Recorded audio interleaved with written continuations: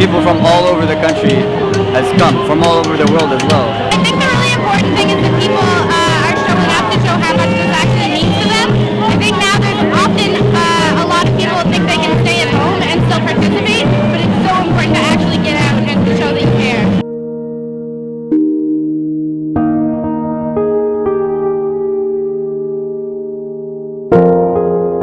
People's Climate March, September 21st, New York City, 2014. Our world is changing, and it is changing fast. Why should we care? Because people aren't accustomed to live underwater through an ice age. Although it might not directly affect us now, it will affect our kids and their kids. Well, the march is designed as a show of public awareness, both as a demonstration of awareness by the participation of a broad array of groups, like faith-based groups, student campus groups, indigenous peoples, scientists. But it also is to bring this awareness to the rest of the public that's not participating in it by showing how many people really do care about this particular problem. 400,000 people showed up to march the streets of New York City. This is huge for planet Earth because it shows political and world powers that they need to address this issue. People all the way from Minnesota, Kentucky, and Texas showed up on September 21st. Together we marched and we were heard.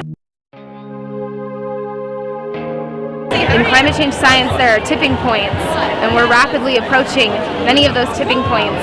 And when you reach them, it's not like it steadily gets warmer, it's an exponential curve. And I don't want us to reach those tipping points. So the time is now, and we're getting so close to them. We have to act now if we're going to stop them. I'm here from UC Santa Barbara. I've lived in California my whole life, and I want us to prevent even more extreme drought and depleting our aquifers and causing earthquakes from depleting our aquifers and destroying our local agricultural economy. And I want to stop fracking and the pollution into our very limited water. People don't believe in climate change because they're misinformed or they just don't know the facts.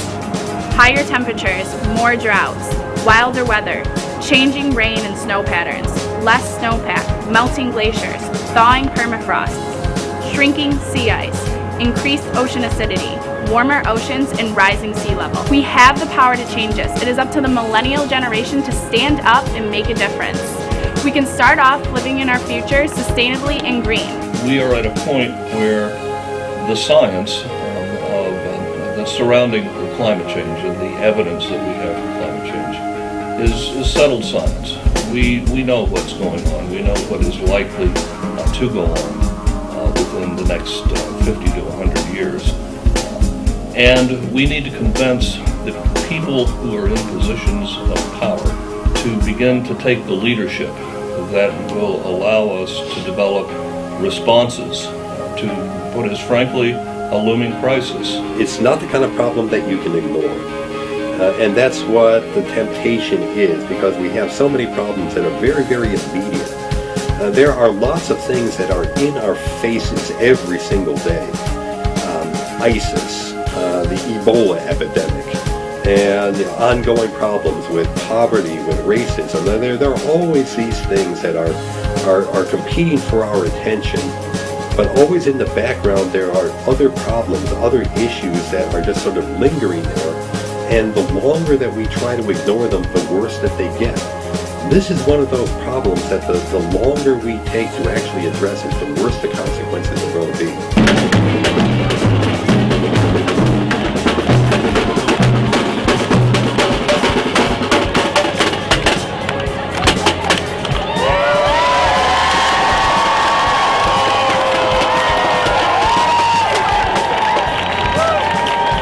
I'm a student at Trinity College, and we organized a trip to participate in this march because we believe that action needs to be taken about climate change. Also, I come from Tunisia, which is a country that is being affected by environmental change as well. And I wanted to kind of represent my country during this march, so here I am. The first thing I would say is to stop fracking, because I think that's the most pressing issue right now, because the water tables are being contaminated, especially where I come from.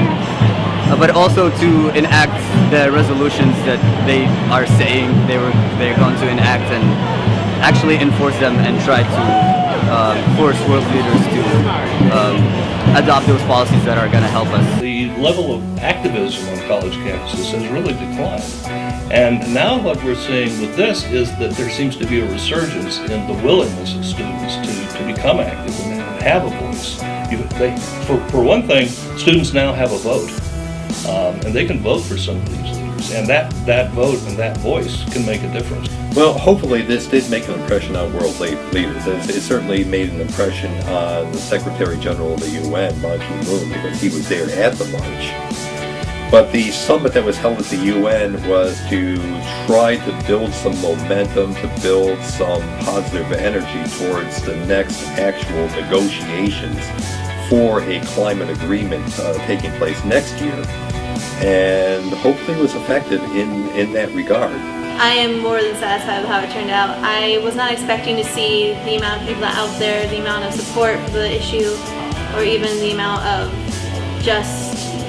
we saw tons of bystanders join the march as we went, and I think it blew it out of the water. It was fantastic. I would like to see some actual action.